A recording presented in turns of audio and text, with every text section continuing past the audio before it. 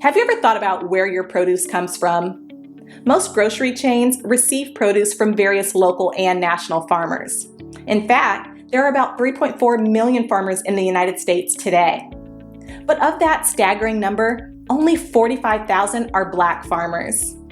At the Better Buggy, we are a proud group of Atlanta-based Black-owned farmers, selling produce locally and nationwide. Our easy-to-navigate online platform makes it easy for you to make a one-time purchase or to simplify your life by subscribing to our weekly produce box.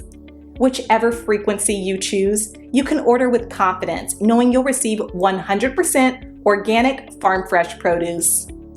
If you're looking for a thoughtful gift for a loved one that they'd actually find useful, be sure to pop by our online store where you can snag a gift card your recipient can use to order their own produce and t-shirts.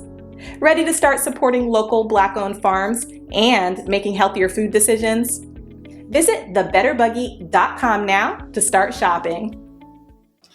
Ladies and gentlemen, before people were putting in their resignations, and that's still going real strong in the country at record numbers. And I did those stories before. But now they're not even bothering to turn in the resignation. Now people are working, and midway through their shifts, they're walking away. Wow. Wow. So this came out on CNN Business, July 23rd, 2021. People are just walking out in the middle of shifts. What it's like to work in a restaurant right now. Yeah, I bet it's overwhelming because most restaurants are shorthanded.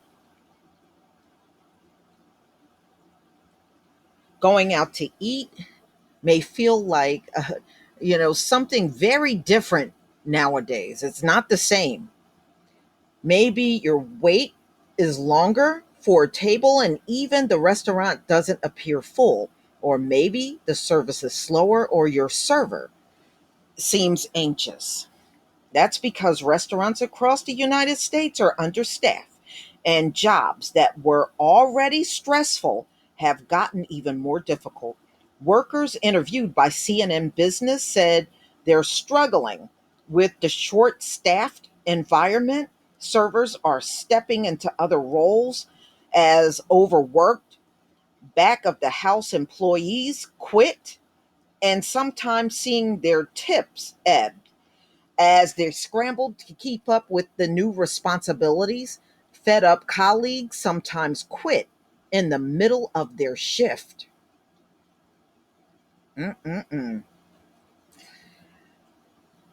They're in this situation because during the pandemic, many workers were laid off, as safety measures require some restaurants to close dining entirely.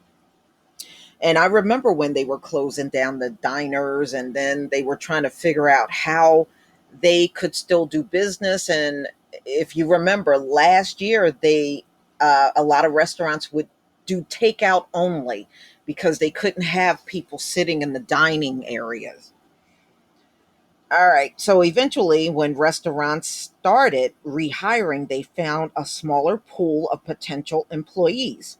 Some moved away, others found new jobs in other industries. Some are still staying home to care for children or other dependents. Some fed up with what are often low wages. Yeah, low wages and backbreaking work. And a lot of people don't want that anymore, and they vow never to return. I don't blame them. Especially shorthanded, they're going to be running you in the ground. In an attempt to woo those still interested in restaurant jobs, some employers have raised wages or increased perks like extra help, but they can't fix the fact that when restaurants are understaffed, those coming in have to pick up a lot of extra slack. Some are planning to stick it out, while others wonder if it's time for them to exit the industry themselves. All right. So they're Just talking to someone they interviewed by the name of Joshua Morton, 36. He has worked as a server at Cheddar's Scratch Kitchen in Phoenix, Arizona for about 4 years. Morton is diabetic and has a 4-year old son with an immune deficiency. When the pandemic hit, he stopped working, fearing for their health. But by October, he was ready to return to work. Sitting at home all the time was getting depressing, he said, and of course, the money was an incentive. Back then, Morton noticed the restaurant was having a hard time. I think they mean hard time bringing employees back. Once it started bringing new people on board, many of those caved under pressure. People are just walking out in the middle of shifts, Morton said. The hostess who seat the tables, the dishwashers, the bussers, they're walking out, he said. Morton understands why people might quit. After waiting to be seated, customers arrive at their table already angry, already wanting to complain about things. He said a few weeks ago, one employee started crying because a customer was so mean to her. On top of that, there were 4 more takeout orders than there used to be, almost like we're running double the restaurant comparatively with half the staff. Yeah, that's tough. I mean, the few people that are working, they're burnt out. That's why they're walking away. I don't think there's any server who hasn't been tempted to quit, he said, especially right now. But for now, he's getting what he needs from Cheddar's. Darden is by far one of the better employees he had, Morton said. Darden recently raised wages for employees and offers health benefits, which are especially important. Yeah, I mean, there's a lot of restaurant jobs that don't offer that at all. Okay, so he's just talking about flexible hours. Yeah, you're going to have that because, especially if you don't have the staff. That's what a lot of restaurants are doing now. They are cutting their hours, or they are only open a few days a week, and a day or two they may be closed because they just don't have enough help. Working conditions have been particularly tough recently. Some people get hired and never show up, she said. Others come in and quit after a week.